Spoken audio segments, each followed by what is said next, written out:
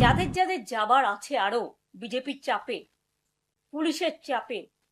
মাথা নত করার চাপে, কোর্টের চাপে, মানে কেসের চাপে, ইডির চাপে, সিবিআই এর চাপে, তাদের অনুরোধ করে বলবো প্লিজ 21শে জুলাইয়ের আগে যার যা সিদ্ধান্ত নেয়া, যারা যারা বাঁচতে চান জীবনে লোটা কম্বল নিয়ে, তারা দয়া করে যেখানে ইচ্ছে যান বিজেপির কথা শুনে। দয়া করে আমরা যে দলটি তৈরি করেছি তাকে কলঙ্ক লিপ্ত করবেন না। আপনাদের কাছে যেটা আমি আজকে বলবার জন্য বিশেষ করে এসছি, হঠাৎ করে আজকে আমার আসতে হলো তার কারণ দেখলাম আর একজন এমপি, চলচ্চিত্র শিল্পী, ভালো শিল্পী, তাকে আমি সম্মান করি,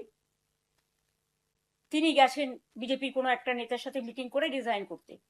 আমি আপনাদের জ্ঞাতার্থে বলি উনি আগেই ইমেল পাঠিয়েছিলেন এবং থ্যাঙ্কস টু হার যে আজকে উনি ফিজিক্যালি জমা দিতে গেছে। যাদের যাদের যাবার আছে আরো বিজেপির চাপে, পুলিশের চাপে, মাথা নত করার চাপে, কোর্টের চাপে, মানে কেসের চাপে, ইডির চাপে, সিবিআই এর চাপে, কোর্ট কেসের চাপে, তারপরে হচ্ছে ভয়ঙ্কর ভয়ঙ্কর সিআইডি কেসের চাপে, সিবিআই এর চাপে, আইসিওসির চাপে, এসটিএফ এর চাপে, তাদের অনুরোধ করে বলবো প্লিজ 21শে জুলাইয়ের আগে যার যা সিদ্ধান্ত নেয়া, যারা যারা বাঁচতে চান জীবনে লোটা কম্বল নিয়ে, তারা দয়া করে যেখানে ইচ্ছে যান বিজেপির কথা শুনে। দয়া করে আমরা যে দলটি তৈরি করেছি তাকে কলঙ্ক লিপ্ত করবেন না। যার যার, আমি এক্ষুনি কনস্টিটিউশনটা পড়ছিলাম, ক্লজ 90,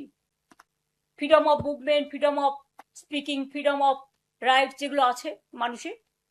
সংবিধান বলেই দিয়েছে আপনারা করতেই পারেন, তাতে আমরা একটু দুর্বল হব না।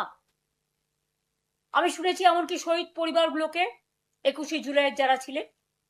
পুলিশ থেকে ফোন করে বলা হচ্ছে এদিক নয় ওদিক যাও, মানে বিজেপির দিকে যাও, বিজেপি স্পন্সর বালিশের দিকে যাও, বালিশ পালিশ করতে যাও। তাদের আবার অনেক টাকার উপহারও দেওয়া হবে।